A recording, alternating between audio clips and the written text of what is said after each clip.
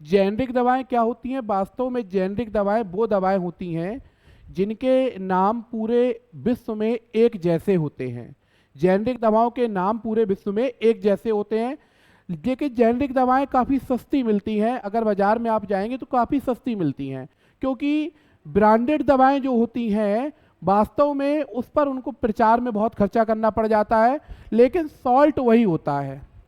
और जब जेनरिक दवाओं की बात करते हैं तो जेनरिक दवाएं आपको बहुत सस्ती इसलिए प्राप्त हो जाती हैं क्योंकि वह सॉल्ट के नाम से ही बनाई जाती हैं, उनका कोई ब्रांडेड नाम नहीं होता है। और मार्केट में केवल इनकी प्रोडक्शन वैल्यू जो होती है, जो प्रोडक्शन में जो खर्चा आता है, वही आपसे वसूला जाता है।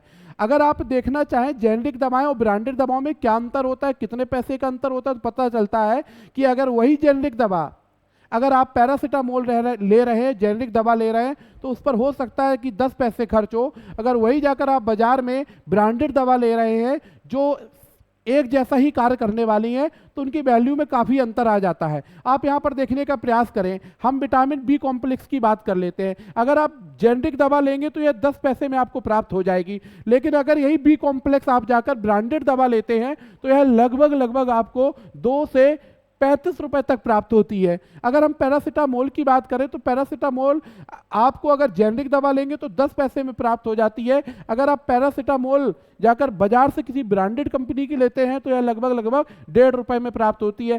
काम दोनों का एक ही जैसा होता है, फायदा दोनों बराबर ही पहुंचाती है, क्योंकि जो फॉर्मूला है वो एक जैसा ही होता है।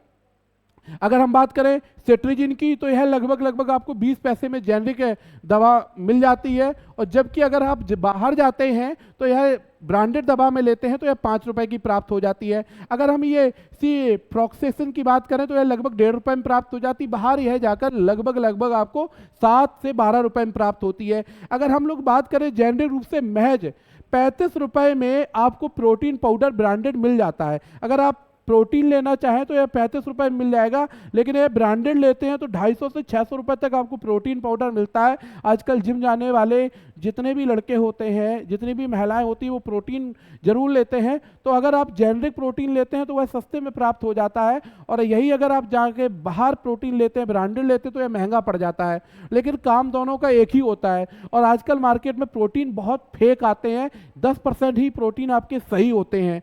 अगर हम बात करें एपेटाइजर सिरप की तो जेनरिक कीमत मात्र 15 रुपए है, जबकि ब्रांडेड कीमत लगभग 150 रुपए तक होती है। तो आप लोग जो दवा का प्रयोग कर रहे हैं, कभी कभी तो डॉक्टर ऐसी दवा आपको प्रोवाइड कर देता है जबकि आप जेनरिक दवा से भी ठीक हो सकते हैं, लेकिन वो अपने पैसे बनाने के लिए आपको ब्रांडेड दवा लिख देता है, क्योंकि ब्रांडेड दवा पर मेडिकल स्टोर वाले को एक अच्छी बचत होती है, एक अच्छा कमीशन मिलता है, जबकि जेनरिक दवाओं में ऐसा नहीं किया जाता है। जेनरिक दवाओं में सस्ती इसलिए होती है क्योंकि इनके पास है जो ब्रांड नहीं है, और साथ साथ इनको प्रचार के लिए पैसा खर्च नहीं करना पड़ता है। तो आप जेनरिक दवाओं का प्रयोग कर सकते हैं, क्योंकि ये जेनरिक दवाएं आपको जन औषधि केंद्र में मिल जाएंगी। सरकार द्वारा जन औषधि केंद्र जो खोले गए हैं उन पर वहां पर जेनरिक दवाएं आपको मिल जाएंगी। तो आप लोग समझ गए होंगे कि वास्तव में जेनरिक दवा और ब्रांडेड दवा में क्या बेसिक डिफरेंट है। बस।